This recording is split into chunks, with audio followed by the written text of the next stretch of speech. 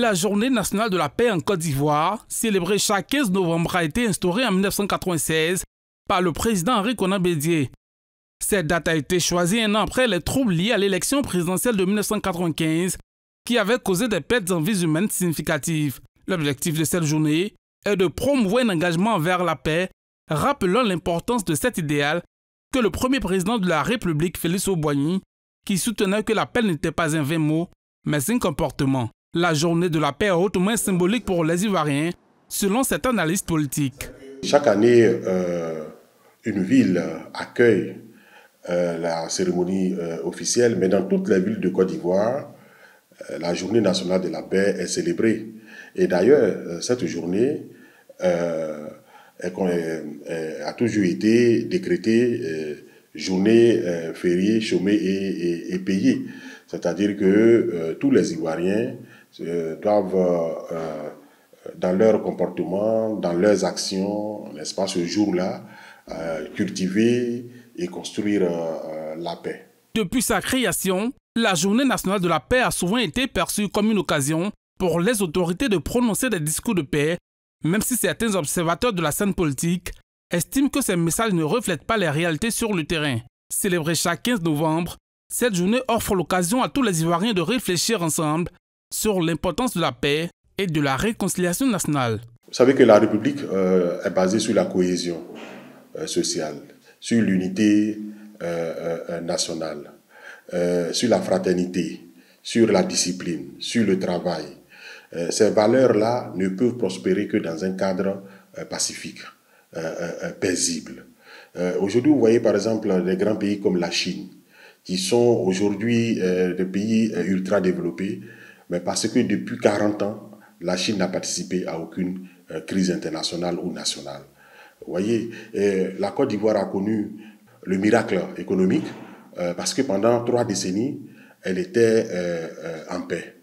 Vous voyez que depuis 1980 jusqu'à aujourd'hui, c'est-à-dire 40 ans durant, le Ghana est un pays qui connaît la paix et donc la prospérité. Autrement dit, la République rime avec la paix.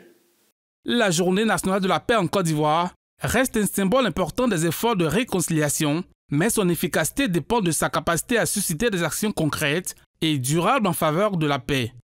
Je pense qu'il y a 2 principaux défis. D'abord, le défi politique. Il faut arriver à instaurer le dialogue politique entre les différentes forces politiques. Et cela doit se faire autour de l'élection. C'est d'un.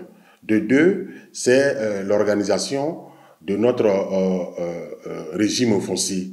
Vous savez que le régime foncier a toujours été source de conflits, tant en milieu urbain qu'en milieu rural. Et donc, cette journée doit permettre, n'est-ce pas, d'interpeller les uns et les autres quant à la nécessité du dialogue politique, mais aussi quant à la nécessité de définir dans un cadre juridique le système foncier ivoirien, permettant, n'est-ce pas, aux populations de vivre de façon fraternelle. La Journée nationale de la paix permet au gouvernement de réaffirmer son engagement en faveur de la paix et de présenter des initiatives prises pour améliorer les conditions de vie des populations et maintenir le dialogue politique.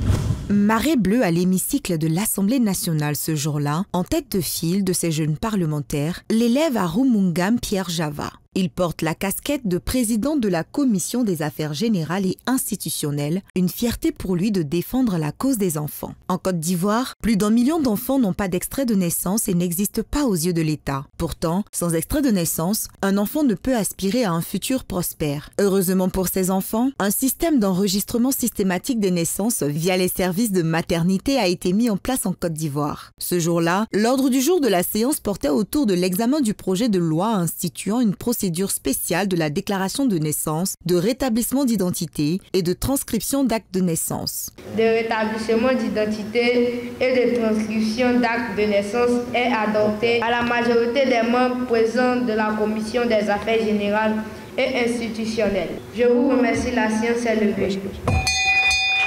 Cette journée est une opportunité unique de sensibiliser le grand public, de renforcer le dialogue entre les acteurs concernés et surtout de mettre en avant les progrès tout en reconnaissant les défis à relever. Cet exercice m'a permis de comprendre tout le travail remarquable qui est accompli par l'UNICEF. Éduquer nos enfants, les guider, mais leur donner de l'espoir. Le gouvernement de Côte d'Ivoire, à travers le PS Gouv, a véritablement érigé les questions d'enfance et de jeunesse au rang de priorité nationale. En 2023, plus de 70 000 personnes ont participé en présentiel aux activités organisées à l'occasion de la Journée mondiale de l'enfance et près de 100 000 participants ont été enregistrés en ligne.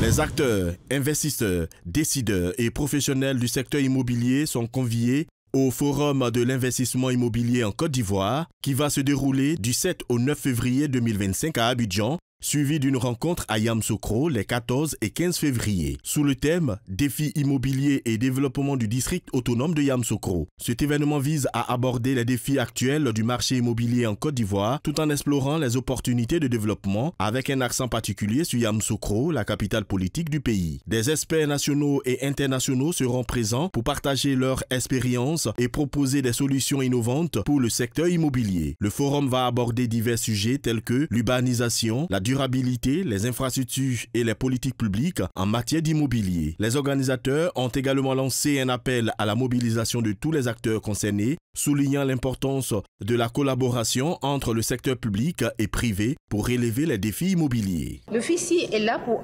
faciliter l'acquisition de tout bien immobilier et aussi pour faire l'éducation immobilière des populations et de tout opérateur qui souhaite au travers de différents ateliers. Et c'est pour ça que c'est un itinérant. Donc après Yamoussoukro, on aura d'autres villes. Et aussi, c'est pour ça qu'il y a un secrétariat derrière qui permet d'assurer la continuité et la fiabilité de toutes ces opérations qui seront faites par le biais du FICI. La cible, c'est toute personne, tout opérateur immobilier qui s'intéresse à l'immobilier et qui souhaite se former, qui souhaite acquérir et qui souhaite intervenir dans le secteur immobilier ivoirien. Dans le cas de la campagne pour l'élection présidentielle de 2025, la Ligue des jeunes du Parti des peuples africains Côte d'Ivoire PPACI a lancé une tournée de mobilisation dans le district d'Abidjan. La première étape s'est déroulée à Gonzagueville, un sous-quartier de Port-Bouilly, ce samedi. L'événement a attiré des centaines de jeunes arborant les couleurs du parti. Les leaders de la Ligue des jeunes du PPACI étaient présents en nombre pour marquer le début officiel de cette tournée. Malgré l'ambiance festive, l'objectif était sérieux. Les jeunes du PPACI revendiquent la réinscription de leurs candidats sur la liste électorale de 2025. C'est vraiment important pour toute personne vivant sur le territoire ivoirien de se préoccuper de cette situation qui est à savoir l'inscription du nom du président Laurent Gbagbo sur la liste électorale. Vous savez, c'est quelqu'un qui a marqué son histoire sur le plan politique ici en Côte d'Ivoire. Je ne suis même pas étonné de la mobilisation parce que quand on dit le président Laurent Gbagbo, les gens ne sont pas venus pour moi, ils sont venus pour le président Laurent Gbagbo, pour démontrer au monde entier que le président Laurent Gbagbo est populaire chez les jeunes. Ce n'est pas les anciens, c'est chez les jeunes. Et les jeunes sont majoritaires. Et c'est pour dire que la jeunesse demande que le président Laurent Gbagbo prenne encore le pouvoir. Nous sommes à 1 an des élections présidentielles. À quoi répond cette série de meetings? Au PPACI, nous avons un candidat. Au PPACI, nous avons un candidat.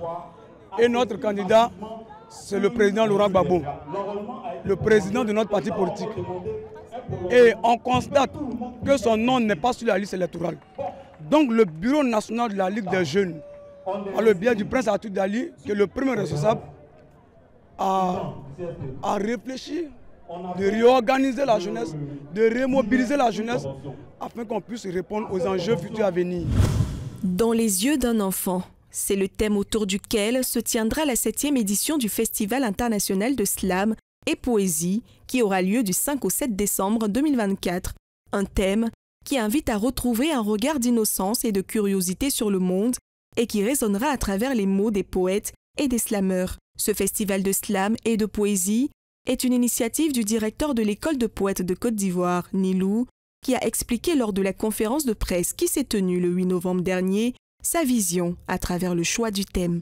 L'objectif de cette édition, c'est un peu l'objectif de toutes les éditions, c'est déjà en premier lieu continuer à faire la promotion du slam et de la poésie, mais en faire surtout un instrument pour nous d'engagement, parce que l'engagement n'est pas que politique, l'engagement est surtout social. Donc pour nous permettre à la poésie de porter la voix des sans-voix. Donc parler des enfants, parler pour eux, parce qu'on sait qu'aujourd'hui, avec toutes les crises, avec ce que vit le monde, les enfants ont certainement leur mot à dire, mais il faut leur donner la parole.